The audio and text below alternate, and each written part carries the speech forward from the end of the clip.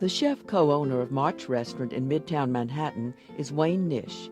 He is committed to the concept of a pan-ethnic or global cuisine. That's understandable given his family's ethnic background. His mother is Maltese and his father Japanese-Norwegian. The first course is shirred egg and truffle.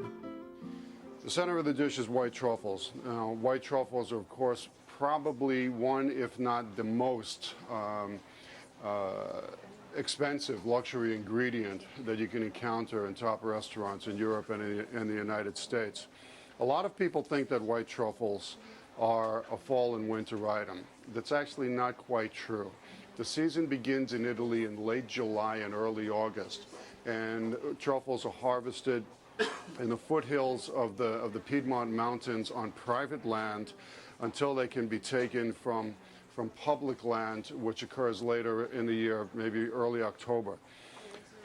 Truffles themselves come in various different sizes. They're all similar in appearance to these little misshapen fungus-related vegetables, or mushrooms as it were, and are found underground. Once you get them, what you want to do is brush them clean by taking a soft vegetable brush and not soaking the truffle, but just using the damp brush and maybe some lukewarm water and brushing all the dirt off it as carefully as possible. Honestly, the more dirt on it, the better it is for you. The second thing is potatoes. Now, a lot of people think that, well, potatoes are just potatoes, but certainly there are a lot of varieties that have shown up over the years. There's been a great movement in the past few years toward heirloom vegetables, and potatoes are no exception. The potatoes that I prefer to use for this dish are a variety called Ruby Crescent. I will leave the skin on it and merely quarter them or cut them into small pieces as I am now.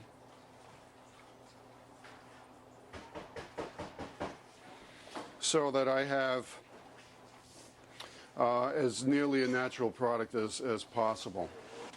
What I'm going to do with them is poach them in some clarified butter. I'm going to use the Ruby Crescents because I have them here. Just put them into some melted clarified butter that I already have and add some salt to it. With a dish that's as simple as this, it is absolutely critical to use the best possible ingredients that you can get your hands on. We've already spoken about the truffles and the eggs and the potatoes. This salt is a sea salt from Brittany called Fleur de Sel, arguably the most famous sea salt in the world these days. It's certainly the darling of all the top chefs in Europe and the United States. Now, a pinch of the salt added to the clarified butter with the potatoes is going to season the potatoes only, not the butter itself. Clarified butter is just an oil. It's had its milk solids removed, and it's no different in physical properties than olive oil or any other vegetable oil. The next item is to cook the egg. I'm using a bleedy pan. Now, this is a steel pan that's about 4 inches in diameter, but failing this, you can use any oven-proof dish, any small dish. And it's absolutely essential that the pan or the dish start out cold. You don't want it hot. If you heat it up at all, which you're going to do 99 out of 100 times, the egg will stick to the pan. I'm taking the egg in my hand and cracking it with the back of a knife so that I can do it accurately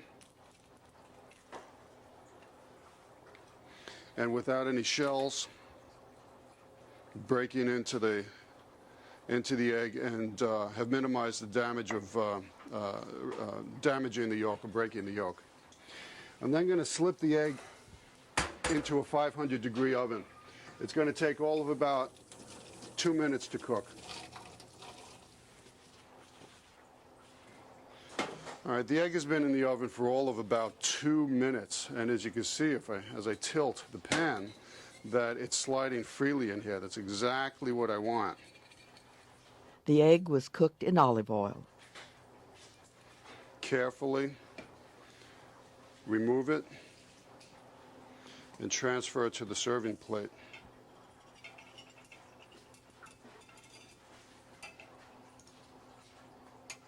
You now have what appears to be a perfect fried egg. The potatoes that I've poached in the clarified butter, I'm now straining out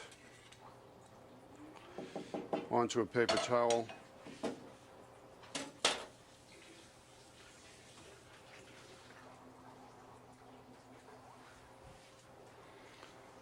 And then I'm going to strew the egg with a few pieces of the potato. There are a wide variety of expensive truffle slices that you can get from Italy. I don't really care for them because they're not always very well made. I far prefer using these Japanese mandolins, which we use for a lot of tasks in our kitchen. They've become very common in professional kitchens over the years. I'm then going to garnish with an assortment of fresh herbs. Now these are what I call soft herbs. They're basil and tarragon, chervil, parsley, and chive. The flavor combination is greater than the sum of the parts. I originally came across it by the observation that basil and tarragon together was a much bigger burst of flavor. Or enhance the aroma and the flavor of the truffles by a few drops of a white truffle oil.